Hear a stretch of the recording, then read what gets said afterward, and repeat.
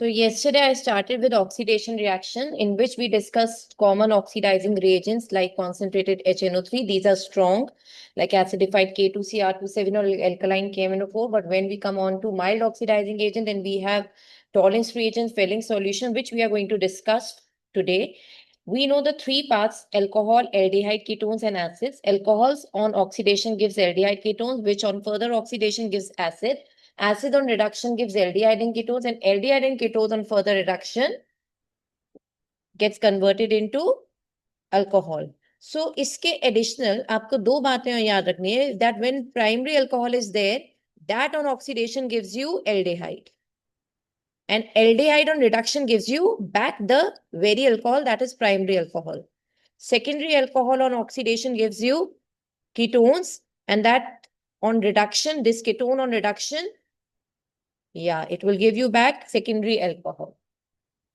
So now note one point बेटा, aldehyde और ketones में आसानी से ऑक्सीडेशन एल्डिहाइड्स का हो जाता है और कीटोन्स का तब होगा जब वो अकेले होंगे। अगर मान लो एल्डिहाइड कीटोन्स साथ साथ होते हैं तो हमेशा एल्डिहाइड्स का ऑक्सीडेशन होगा, कीटोन्स का ऑक्सीडेशन आसानी से नहीं होता, तो कीटोन बच जाते हैं। लेकिन अगर कीटोन अकेला है तो उसका ऑक्सीडेशन हो जाएगा, तो यानी कीटोन्स का ऑक्सीडेशन विग्रस कंडीशंस में होता है, एल्डिहाइड्स का आसानी वाली कंडीशंस में हो जाता है। तो लिख लीजिए यहाँ पे,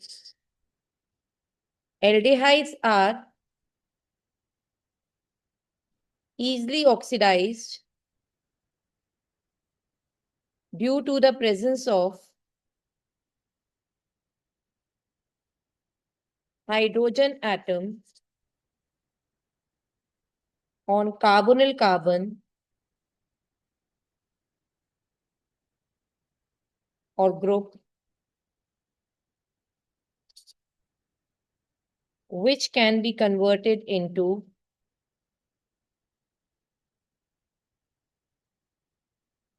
OH group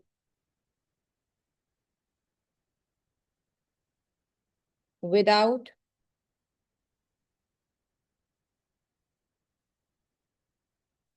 undergoing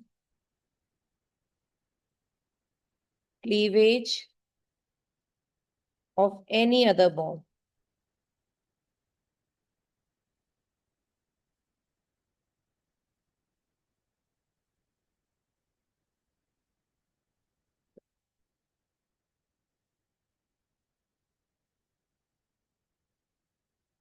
तो पहले तो अभी हम ऑक्सीडेशन पढ़ रहे हैं, तो पहले एल्डिहाइड कीटोन्स का ऑक्सीडेशन सीखते हैं। As we are aware the 3A rule, जो हमारा एक ट्रिक पॉइंट है कि एल्डिहाइड्स जो मीडियोटर ए मतलब बीच वाला ए रिप्रेजेंट करते हैं, वो एसिड में कन्वर्ट हो सकते हैं when they are treated well with oxidising agents.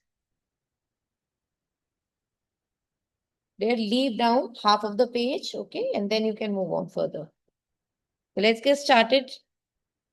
यहां से लिखिएगा CH3CH double bond O, this is aldehyde and aldehyde.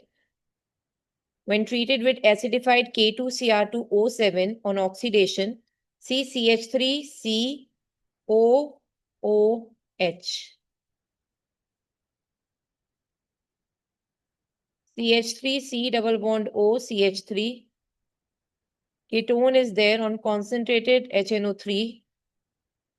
Oxidation करने पर इट विल गिव यू, देखो अब ध्यान से, कीटोन का कहीं से भी क्लीवेज कर दीजिए जब सिमेट्रिकल कीटोन है, तो इधर बना एक कार्बन वाला एसिड SCOOH और इधर बना दो कार्बन वाला acid CH3COOH। Acetic acid,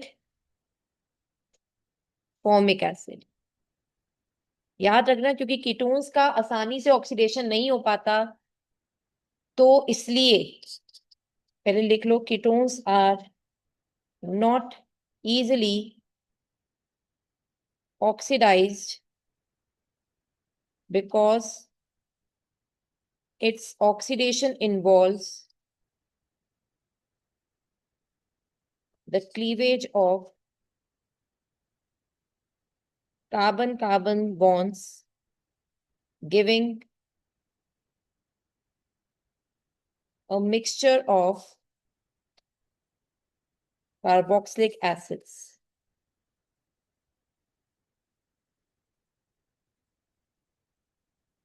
having lesser number of carbon atoms than the parent ketone। भाई देखो ना, यहाँ पे 3 कार्बन थे, 3 कार्बन का एसिड नहीं बना, 1 कार्बन का एसिड बना, और यहाँ 2 कार्बन का एसिड बना, तो laser number of carbon atoms का हमें एसिड मिल रहा है। रिमेंबर, कीटोन्स का ऑक्सीडेशन आसानी से नहीं होता, इसी वजह से बेटा कीटोन्स के ऑक्सीडेशन के लिए हमेशा स्ट्रॉन्ग ऑक्सीडाइजिंग एजेंट्स का इस्तेमाल किया जाता है। Remember that.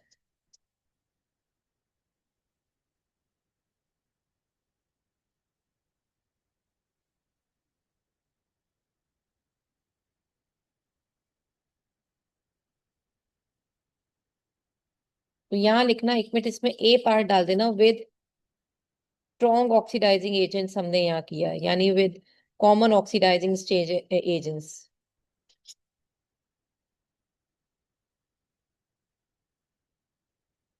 और कॉमन ऑक्सीडाइजिंग एजेंट्स।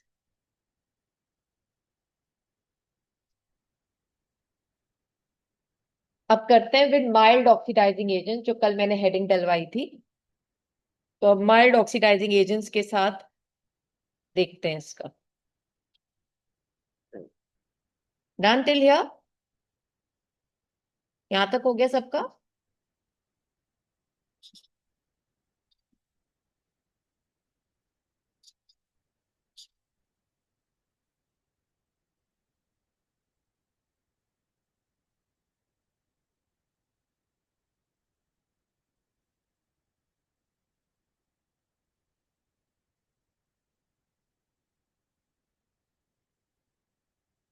अब टॉलेस्ट रिएजेंट की बात करते हैं।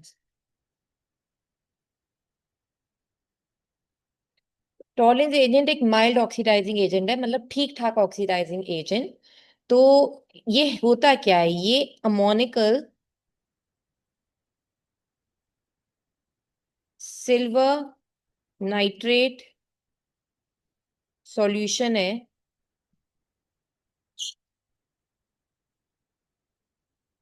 और जब भी हम किसी एल्डेहाइड को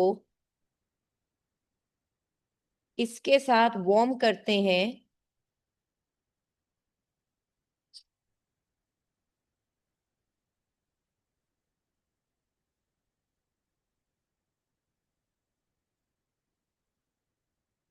तो एक ब्राइट सिल्वर लेयर बन जाती है, इसे हम बोलते हैं सिल्वर मिरर, अपीयर हो जाती है, प्रोड्यूस हो जाती है।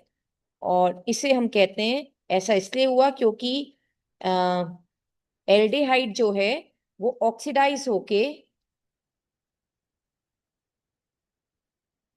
कार्बोक्सिलेट आयन में कन्वर्ट हो चुका है, वो भी एनायन में।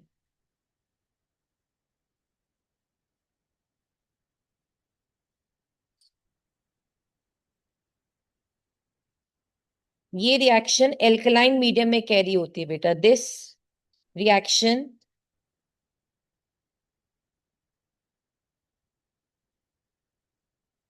occurs in an alkaline medium.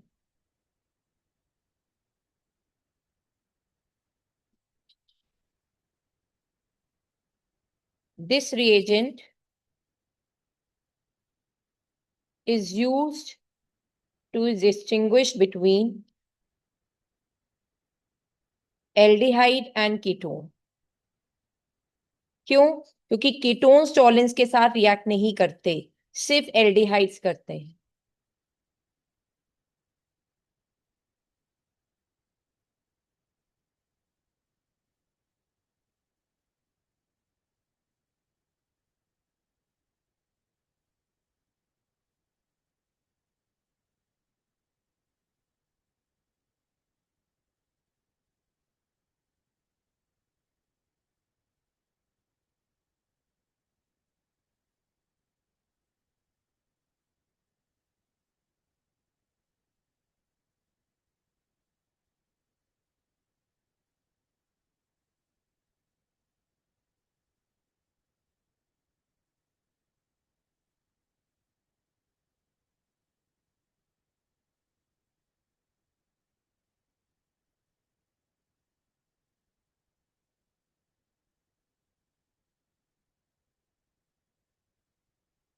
only aldehydes react with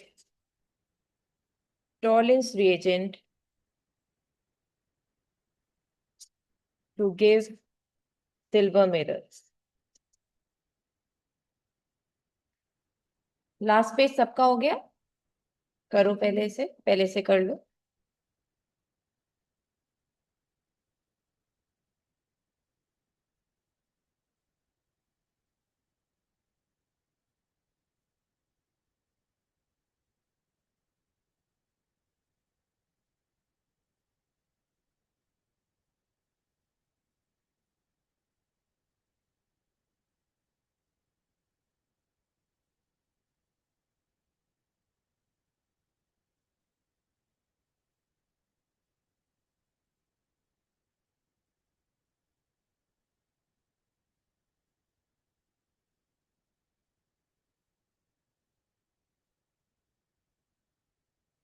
done till this point बच्चे? तो अब जरा मैं इसकी रिएक्शन आपको बताऊं। जैसे मैंने कहा अमोनिकल सिल्वर नाइट्रेट है, तो अमोनिकल मतलब अमोनियम हाइड्रोक्साइड और AgNO3 को मिलाओगे तो आपको पहले एक प्रेसिपिटेट मिलता है, दैट इज AgOH यानी silver hydroxide along with ammonium nitrate. ये प्रेसिपिटेट है इसका। और ये जो AgOH है, अगर मैं इसे 2 बार ऐसे करके लिखूं तो what will I get? Ag2O। और साथ में ये आता है H2O।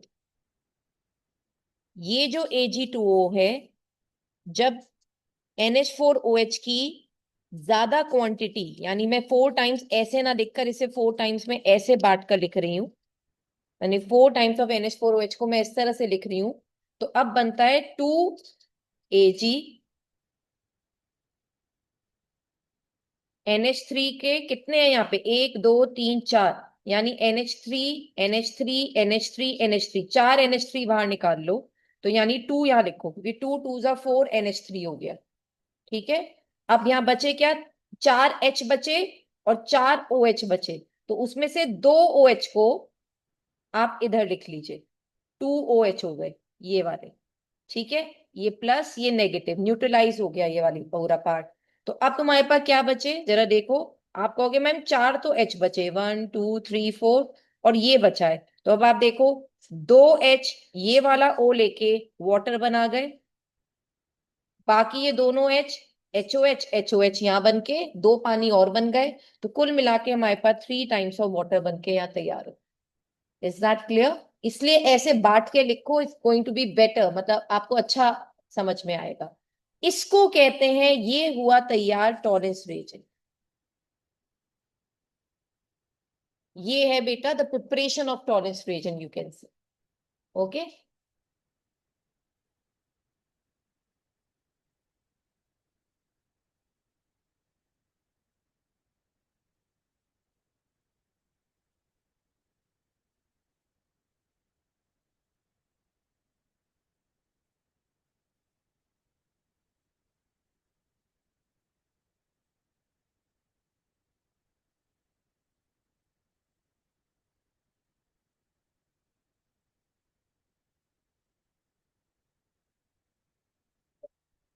Good afternoon.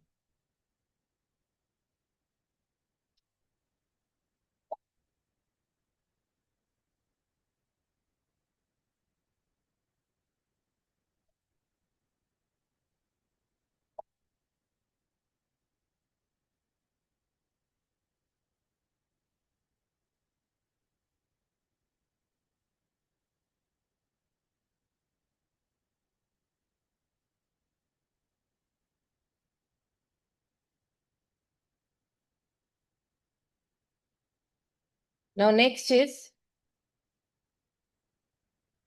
जैसे हमारे पास यहाँ पर है CH3CHO, आपने Ag2O के साथ, कुछ लोग ऐसे कहते हैं ये ही टॉलेंस है, तो अगर इस तरह से रिएक्शन आए तो आप ऐसे करेंगे CH3COOH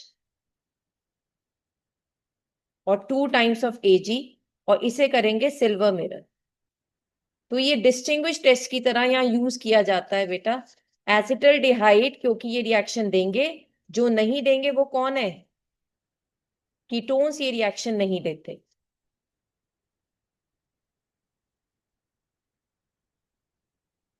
कोई भी एल्डिहाइड हो, all aldehydes will give you Tollens reagent test. तो कई बार तो इस तरह से रिप्रेजेंट होता है जैसे मैंने अभी आपको दिखाया, और कई बार टॉलेंस रिएजेंट का वो बड़ा वाला रूप लिया जाता है। मैं और करके लिख रही हूं, अगर ऐसे दिया जाए तो ऐसे करना, और मेरे हिसाब से तो सेकंड रिएक्शन ज्यादा इंपॉर्टेंट है, ऐसे करना आना चाहिए। जैसे कोई भी एल्डिहाइड है, उसकी रिएक्शन आपने 2 टाइम्स ऑफ AgNH3 का होल ट्वाइस OH के साथ करा, तो अब देखो इसे ऐसे लिख लो, जरा देखो प्लीज ध्यान से। 2Ag 4 अमोनिया और 2 OH, ऐसे। 2Ag 4 अमोनिया 2 OH ऐसे करके। अब RCOOH यहां से ले लो, ठीक है। अब एक काम करना बेटा, मैं जानबूझ के जरा थोड़ा सा आपको दिखा रही हूँ क्योंकि एग्जाम में कैसे पूछा गया है, जरा उस चीज को देखो। ये आया RCOOH, साथ में आपने लिखा 2Ag, फिर आपने यहाँ क्या बचा? H2O, एक वाटर, और कितने अमोनिया? 4 अमोनिया। तो कई बार इसी रिएक्शन को, इसी तरीके को ऐसे भी लिख के दिया जा सकता है, सी RCOO-। एक मिनट मैं आपको बताती हूँ कैसे, रुको एक मिनट बेटा, अभी उतारना जरा रुक जाओ, जरा मैं एक मिनट करा दूं आप लोगों को। अगर ऐसे लिख कर आ जाए RCHO 2 टाइम्स ऑफ AgNH3 का होल ट्वाइस प्लस, और यहां लिख दिया जाए 3 टाइम्स ऑफ OH नेगेटिव, ऐसे करके अगर ऐसे आ जाए, मतलब उस वाले पार्ट को बांट देते हैं ये लोग, ठीक है। तो यहां पर आएगा आपके पास RCOO-, ठीक है। साथ में 2Ag, साथ में वही 4 अमोनिया, 2 2 4 अमोनिया, और यहां बनेगा 2 वाटर। मतलब फर्क है तो किस चीज में, इसका RCO नेगेटिव हो जाएगा और यहाँ 2 पानी हो जाएगा, ये फर्क है इन दोनों। ये भी वही रिएक्शन है मगर ये आयनिक फॉर्म में है, ये भी इंपॉर्टेंट है, ठीक है। और ये भी इंपॉर्टेंट है। ये वाली अगर आ जाए तो सिंपल रिएक्शन हो गई, मतलब फिर तो आपको बहुत कम में करा दिया। है तीनों टॉलेंस की रिएक्शन, बट अब ये देखना है कि रिप्रेजेंटेशन आपको कैसे करके आना है, तो जैसे आपके स्कूल में कहें। मेरे हिसाब से तो बेटा ये वाला और ये वाला पार्ट बहुत इंपॉर्टेंट है, और आपको तीनों आनी चाहिए, ये भी दे दिया जाता है।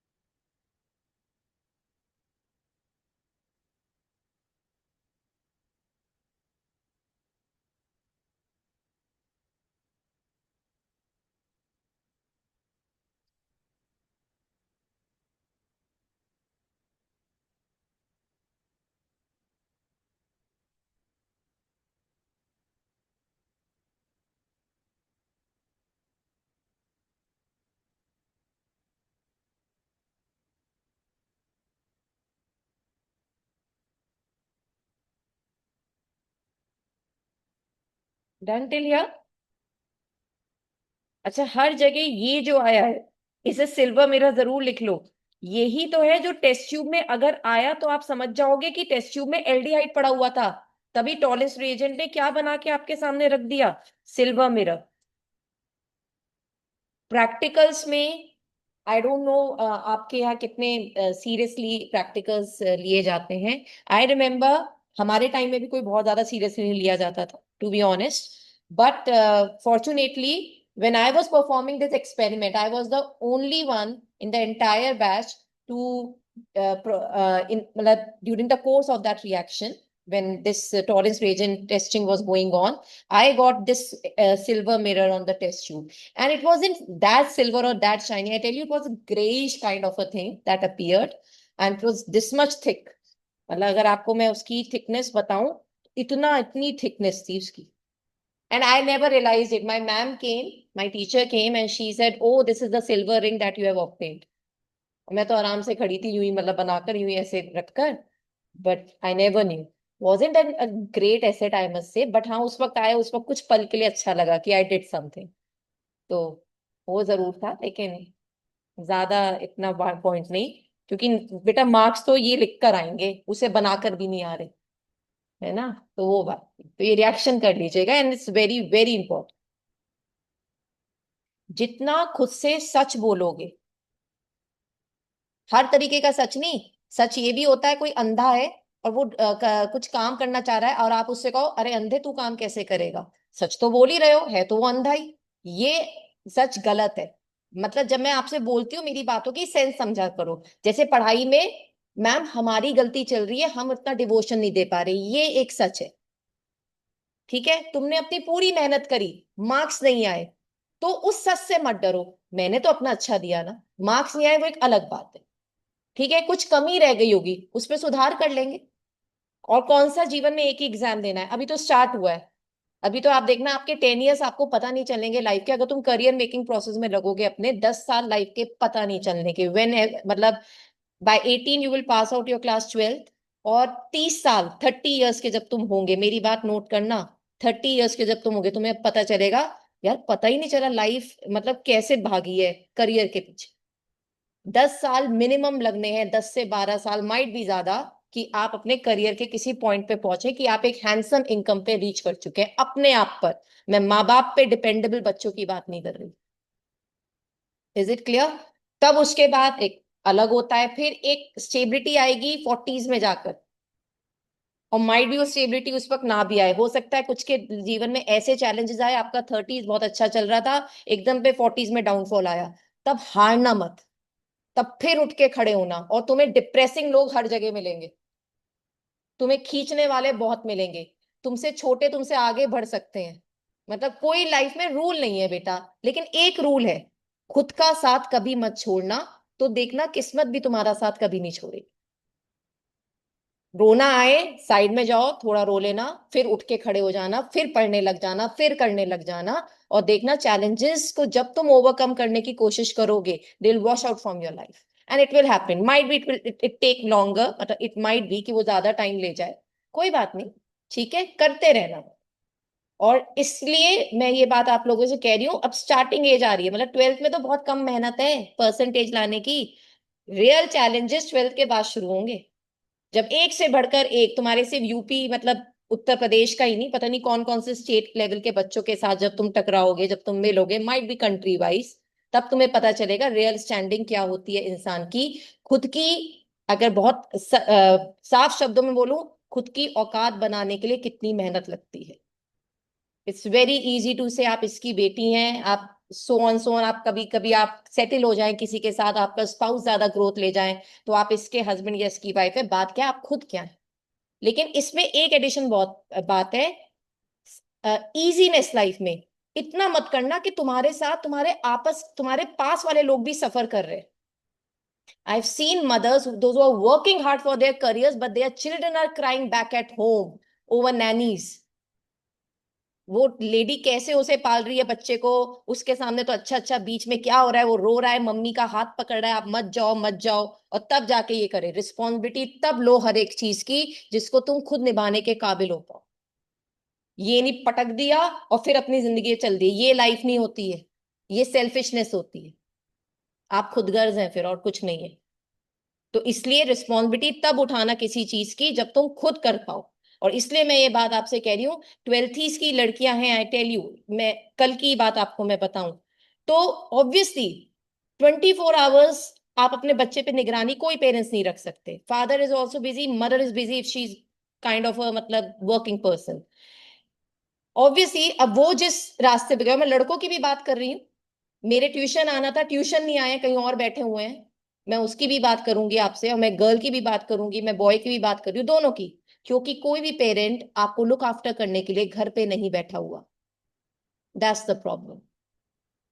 जिसे हम लोग बचपन में कहते थे, जैसे हम कहते थे नर्चरिंग, तो आपको एटिकेट्स मैनर्स के साथ साथ करेक्टर भी बच्चों को देना पड़ता है। उसके लिए parents have to give a lot of time to their kids, and that is, वो उनकी रिस्पॉन्सिबिलिटी है। अब कल जो मदर आई, उन्होंने पूछा कि मैम अटेंडेंस दिखा दीजिए, मैंने दिखा दी। तो मैंने कहा कभी ऑनलाइन आती है, कभी ऑफलाइन आती है, ऐसा उसका चलता है। तो मैं इससे ज्यादा तो मैं तो कुछ नहीं कर सकती ना बेटा। मैं इस बात पे उसे थप्पड़ तो नहीं मार सकती। मैं ये तो नहीं कह सकती आप क्यों नहीं कर रही हैं, आप कैसे, ये मैं एक लिमिट तक ही रख सकती हूँ। ये काम उसकी मदर का है, उसके फादर का है, कि अपने बच्चों को चेक करें कि वो ट्यूशन नहीं आए, अगर वो घर पे बैठे हैं तो उनकी लेक्चर अटेंड हो रहा है नहीं, ये मैं नहीं कर सकती काम। तो मैं एक बात आपसे बता रही हूँ कि रिस्पॉन्सिबिलिटी सिर्फ यहीं पे अंत नहीं हो जाती। और अभी तो तुम्हारे पास बहुत छोटी सी बात है, बहुत छोटी सी बात, ट्वेल्थ में कुछ रजिस्टर्स पढ़ के मार्क्स लाने। कुछ रजिस्टर मतलब जैसे chemistry, physics, maths, so on, जो भी सब्जेक्ट्स हैं आपके पास। तो अभी तो कोई चैलेंज नहीं है, अभी तो बहुत छोटी सी बात। बस वही वाली बात है बेटा, जो कर जाएंगे वो मेरी बात समझ पाएंगे, जो नहीं करेंगे वो कुछ साल बाद समझेंगे, अगर सही होना होगा। समझना तो पड़ेगा ही, नहीं तो ऐसे घिसकते घिसकते अपने या तो सिबलिंग्स के साथ जलन में आ जाओगे कि वो इतना तरक्की कर रहे हैं, हम नहीं कर पाए। किसी और को ब्लेम करोगे अपना ना करने के पीछे, मैंने तो कहा था मुझे इतने दे दो, मैं एक वेंचर स्टार्ट करना चाहती हूँ या चाहता हूँ। पेरेंट्स पे ब्लेम करोगे, नहीं, खुद पे करो, खुद से करो। और कोई एज नहीं होती। केएफसी का तो एग्जाम्पल याद ही होगा, जिसने स्टार्ट किया था, मतलब he was like all alone, without his daughters, without his wife and so on, he started. इसने कहा मैं लाइफ के अब इस पड़ाव में हूँ, मैं कुछ तो दे जाऊं अपने बच्चों को। तो उसने कहा मुझे अच्छा आता है, वो मुझे चिकन बनाना अच्छा आता है। He started up that thing only, and it became a brand today. Not today मतलब पता नहीं कितने सालों से चल रहा है। तो इसलिए होता है, नेवर, मतलब आनी चाहिए, फायर होनी चाहिए। चलो मैम, ट्वेल्थ में करके दिखाते हैं। ट्वेल्थ में मैम आपको हमारा नाम, अच्छी सेंस में कह रही हूँ, अखबारों में मिलेगा। ठीक है, ये नहीं पेपर चुराया, इसका होना चाहिए कि हमने बहुत अच्छा पेपर करके आए। और आपको पता है सब्जेक्ट टॉपर्स का भी नाम आता है। अगर सब सब्जेक्ट्स में नहीं अच्छा कर पा रहे तो किसी एक सब्जेक्ट को चुन लो, मेरे सब्जेक्ट को चुन लो, अच्छा करके दिखा दो। समझ रहे हो?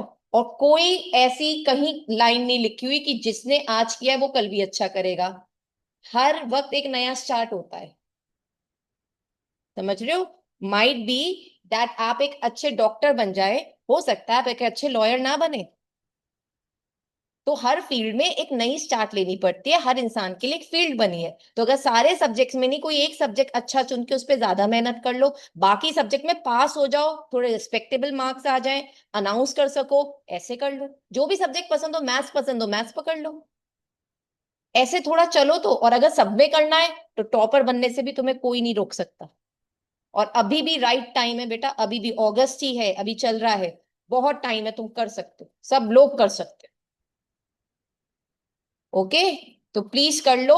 yesterday one of the mothers she asked me कि मैम थोड़ा समझाइए, तो मैं थोड़ा समझा रही हूँ, समझ लो। और बाकी आपके ऊपर है बेटा, करना चाहोगे कर लोगे, नहीं करना चाहोगे नहीं करोगे। But nobody is going to take your भार forever in life. Let me tell you, let me be very honest, या तो एहसान जताएंगे या तुम्हें ठोकर मार देंगे कि अपना अपने आप देखो। तो इससे अच्छा ये है कि कुछ करके रिस्पेक्टफुली आगे चलोगे तो कम से कम कोई रिग्रेट नहीं रहेगा लाइफ में। और ये राइट एज है तुम्हारी, इस वक्त तुम फुल ऑफ एनर्जी हो। ठीक है, मुझे तो लगता है शायद। तो खाइए पिए और पढ़ने बैठिए आज से, ठीक है? रात को थोड़ा कर लो, 2 बजे तक पढ़ लो, 3 बजे तक पढ़ लो, देख लो बेटा, अच्छे आ जाएंगे मार्क्स। चलो now the next one. Is it done till here बेटा? तो सिल्वर मिरर, डू रिमेम्बर, ये वो टेस्ट है जो जहां आएगा, यानी एल्डिहाइड बैठा मिल रहा है आप लोगों को। Now the next thing after this, अब आते हैं हम लोग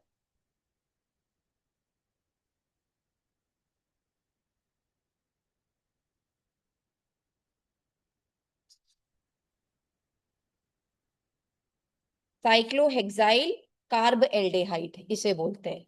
अब इसमें हमारा 2 टाइम्स ऑफ Ag NH3 का whole twice 3 times of OH negative के साथ करूंगी। अब बताओ क्या बनेगा? COO negative 2 times of Ag silver mirror, साथ साथ काम खत्म करो लिखने का भी, 4 times of ammonia 2 times of water.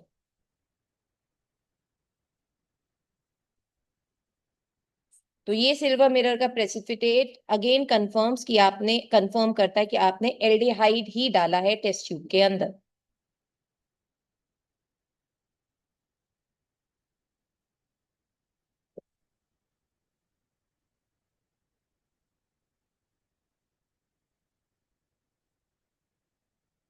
Done. अब जरा ये बताओ किसका ऑक्सीडेशन हो सकता है टॉलेंस रिएजेंट के साथ? एल्डिहाइड का या कीटोन का? एल्डिहाइड नॉट कीटोन, ये कीटोन है। ये क्या है? कीटोन। और ये क्या है? एल्डिहाइड। तो बताओ अगर मैं टॉलेंस रिएजेंट ऐसे लिख दूं, AgNH3 का whole twice 3 times of OH negative, तो आप कीटोन को उसकी जगह ही रहने देंगे without touching it and go with COO negative here with 2 times of Ag, with 4 times of ammonia, with 2 times of water.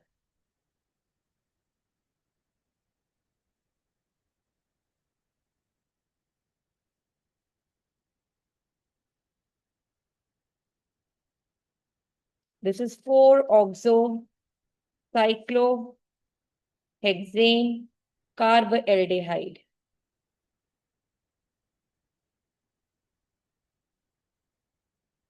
और वहां इधर भी लिख लेना cyclohexane कार्बएल्डिहाइड।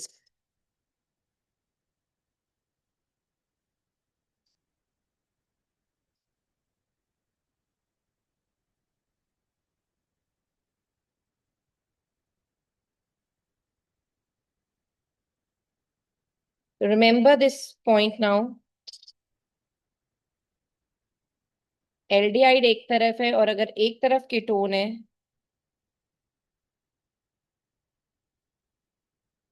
gives silver mirror with Tollens reagent, और यहाँ लिखो does not give test with Tollens reagent.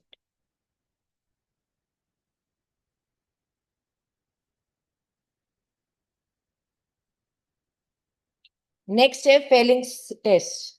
जैसे टॉलेंस रिएजेंट एक माइल्ड ऑक्सीडाइजिंग एजेंट है, ऐसी एक दूसरा होता है फेलिंग्स सॉल्यूशन, जैसे हम लोग यहाँ पे बोलेंगे फेलिंग्स टेस्ट भी देता है ये।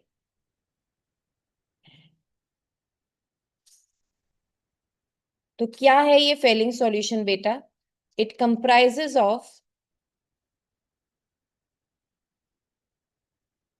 फेलिंग सॉल्यूशन ए, जो कि एक्वस कॉपर सल्फेट का सॉल्यूशन होता है, and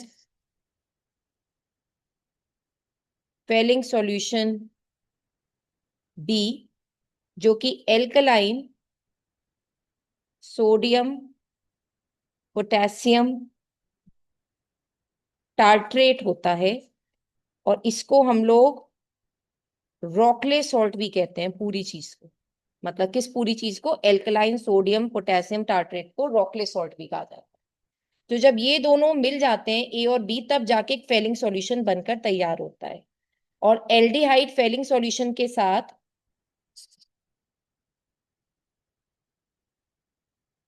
when treated with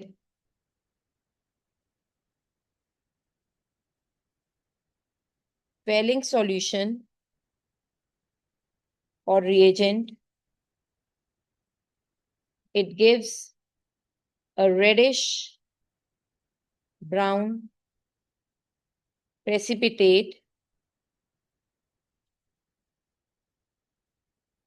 and get oxidized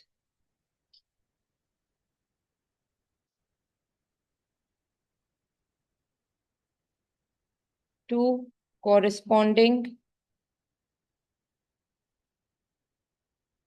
carboxylate ion, या एनायन कह दो क्योंकि नेगेटिव से आ जाता है।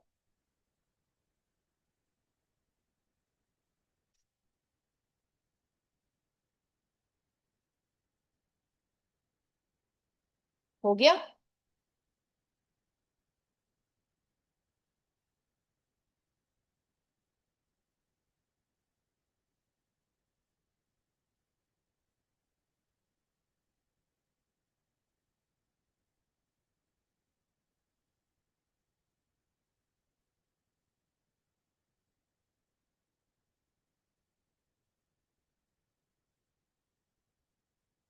अब होता यह है बेटा कि जैसे आपके पास कोई एल्डिहाइड है, आपने फेलिंग सॉल्यूशन को रिप्रेजेंट किया, ऐसे करना, मतलब 2 टाइम्स ऑफ CuO लिख सकते हो या सिर्फ CuO लिख सकते हो। तो ये बनता है Cu2O, ये होता है रेड प्रेसिपिटेट। इसका बनना कंफर्म्स कि टेस्ट ट्यूब में एल्डिहाइड है, और साथ में बनता है RCOOH। हाउ?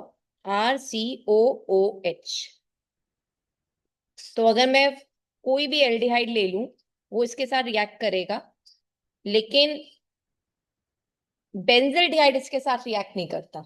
अभी बताती हूँ। तो Cu2O रेड प्रेसिपिटेट बन गया, साथ में बना CH3COOH।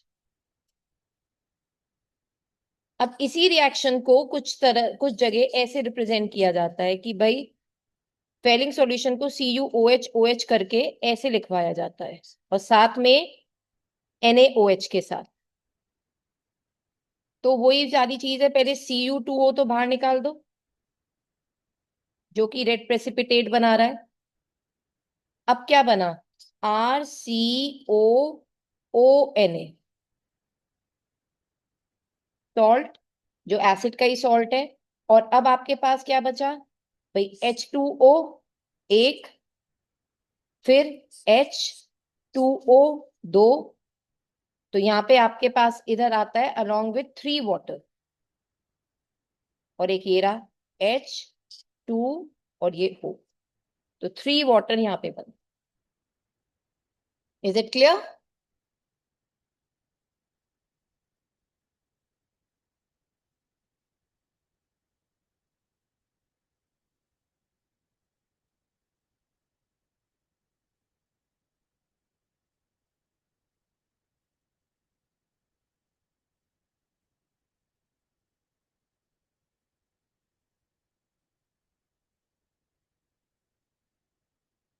कोई प्रॉब्लम बेटा? क्लियर है? Some problem?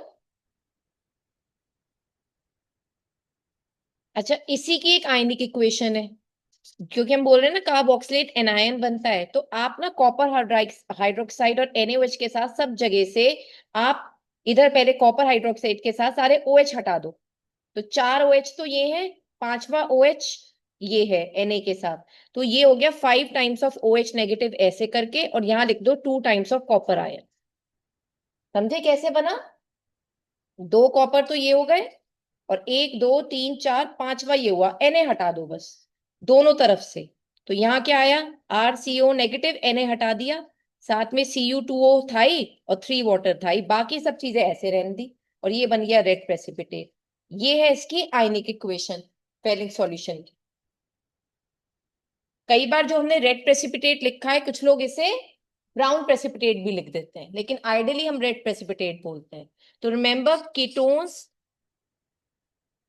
do not react with Tollens reagent or Fehling solution. Aldehyde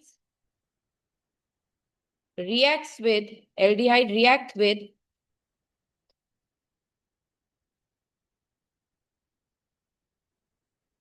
Tollens reagent or Fehling solution.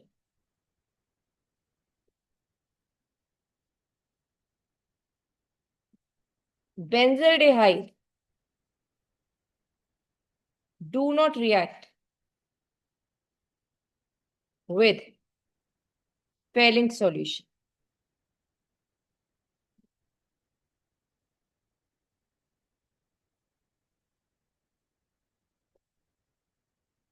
और पता है कीटोन से क्यों नहीं रिएक्ट कर रहे टॉलिन्स और फेलिन? क्योंकि ये माइल्ड ऑक्सीडाइजिंग एजेंट्स हैं। और कीटोन का तभी असर हो सकता है जब आप स्ट्रॉन्ग ऑक्सीडाइजिंग एजेंट्स यूज करें। जैसे कहते हैं ना, किसी ढीठ इंसान को अपने बस में करने के लिए एक उससे भी बड़ा ढीठ लाना पड़ता है, बदतमीज को टैकल करने के लिए उससे भी बड़ा बदतमीज बनना पड़ता है। That's very true story of life. कोई बहुत मिसबिहेव कर रहा हो तो भी बहुत सरलता से उसे नहीं समझा पाएगा। ठीक है, वो तो बात की बात है। तो इसलिए कहते हैं कि एक ढीठ चीज को सही करने के लिए ढीठ रिएजेंट्स लेकर आओ, और वो कौन से होते हैं? Strong oxidising agents. कीटोन ढीठ है। ओके, ऐसे याद रखना। फाइन। एल्डिहाइड सरल, अच्छा बच्चा है, बात मान जाता है। ओके।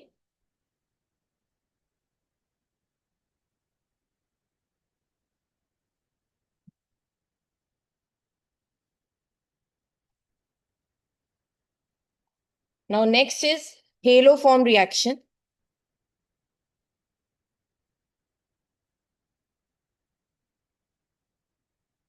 याद है आपने पढ़ा था CH3CHO, 3 times of I2, 4 times of NaOH, CHI थी। बेटा ये मैं लिख इसलिए जल्दी रही हूँ ये वाली रिएक्शन, क्योंकि मैं hello form reaction, sorry, hello form reaction आपको हेलो एल्केन्स चैप्टर में करा चुकी हूँ।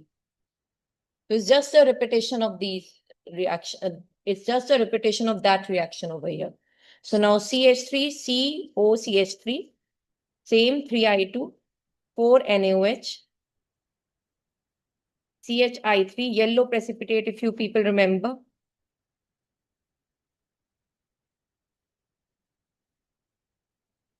3 times of NaI, 3 times of water. और जितने कार्बन ये होते हैं तीन, उससे एक कम कार्बन का यहाँ बनता है हमारे पास सॉल्ट, एसिड सॉल्ट। तो यहाँ हम NaOX के साथ इसे रिएक्ट करते हैं, सोडियम हाइपोहेलाइट। जैसे ऐसे भी लिख सकते हैं CH3COCH3। इसी रिएक्शन को अगर आप NaOX करके लिखो तो ऐसे कहा जाता है, इसे सिर्फ CHX3 करके और CH3COO Na बना दो, तब से इतना मांगा जाएगा आपसे, अगर NaOX के साथ रिप्रेजेंटेशन मांगी है तो। और एक्स क्लोरीन हो सकता है, एक्स ब्रोमीन हो सकता है, आयोडीन हो सकता है।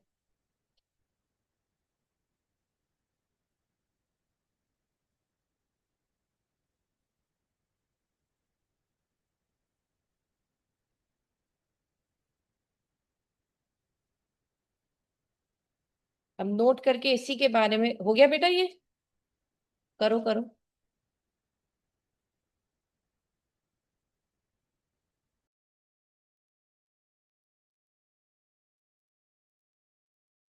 अच्छा, अगर इसी, अब तो कर लिया था। Okay, so now let's go on. अगर इसी चीज को हमें रिप्रेजेंट करना हो कि कौन से कीटोन्स हेलो फॉर्म देते हैं, तो रिमेम्बर बेटा जो मिथाइल कीटोन्स होते हैं, तो जरा नोट करके पॉइंट लिखिएगा इधर। जो मिथाइल कीटोन्स होते हैं, I show you the structure also,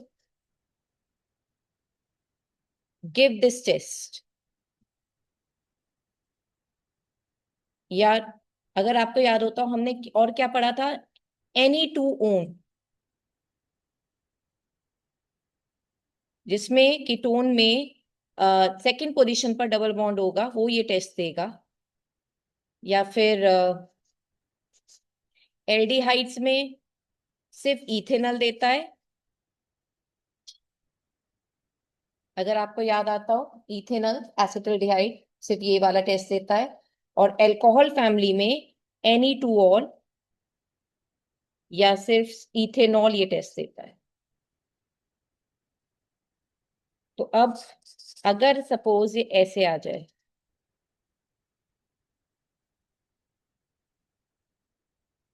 देखो methyl ketone, methyl CH3 methyl है और C डबल बॉन्ड O है, इसे कहते हैं मिथाइल कीटोन।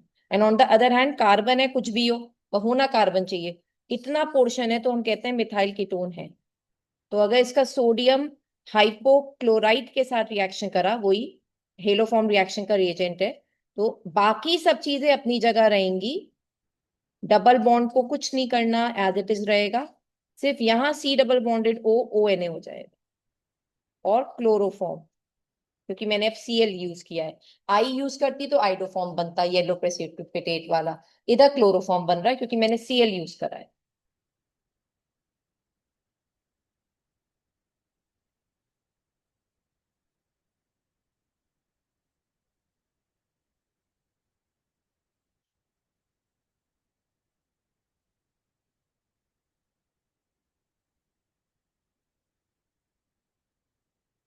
आज हमने बहुत सारी नई रिएक्शंस करी हैं बच्चे। हमने टॉलिंस किया, हमने फेलिंग्स किया, मोस्ट इंपॉर्टेंट है, एग्जाम में पक्का आएगा। टॉलिंस, फेलिंग्स, हेलोफॉर्म, सारे मोस्ट इंपॉर्टेंट। अच्छा, अब एक डिस्टिंग्विश टेस्ट का कॉलम बनाइएगा। उसमें लिख लेना टॉलिंस रिएजेंट एक डिस्टिंग्विश टेस्ट के लिए यूज होता है, क्योंकि सिल्वर मिरर कलर, जहां कहीं पे भी कलर बन रहे हैं वो सारे टेस्ट हैं उन कंपाउंड्स के। ठीक है, ब्रेडीज रिएजेंट, टॉलिंस रिएजेंट, फेलिंग सॉल्यूशन, कल से पढ़ते हुए आ रहे हैं इन सब चीजों को, सारी इंपॉर्टेंट रिएक्शंस कवर होती जा रही हैं। हेलो फॉर्म का येलो प्रेसिपिटेट ऑफ CHI3, ये सब के सब यूज हो रहे हैं। So now the next one. अब हेडिंग डालिएगा एल्डोल कंडेंसेशन।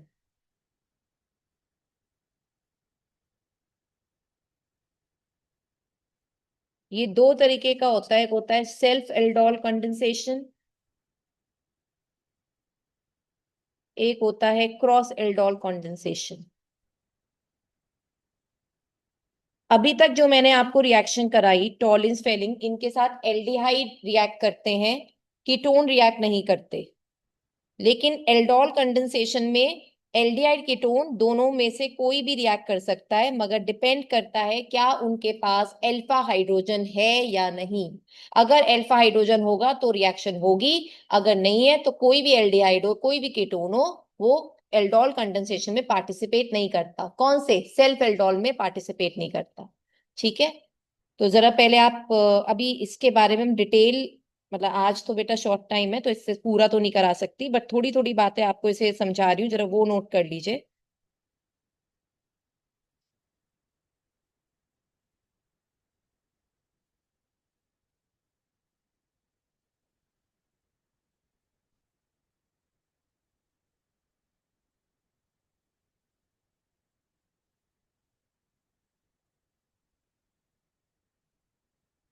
तो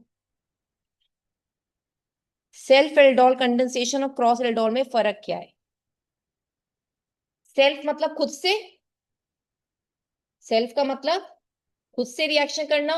तो तुम दो एल्डिहाइड ले लो, बिल्कुल सेम टाइप के, और दोनों के पास, क्योंकि सेम टाइप के ले रहे हो तो उनके पास अल्फा हाइड्रोजन होना जरूरी है।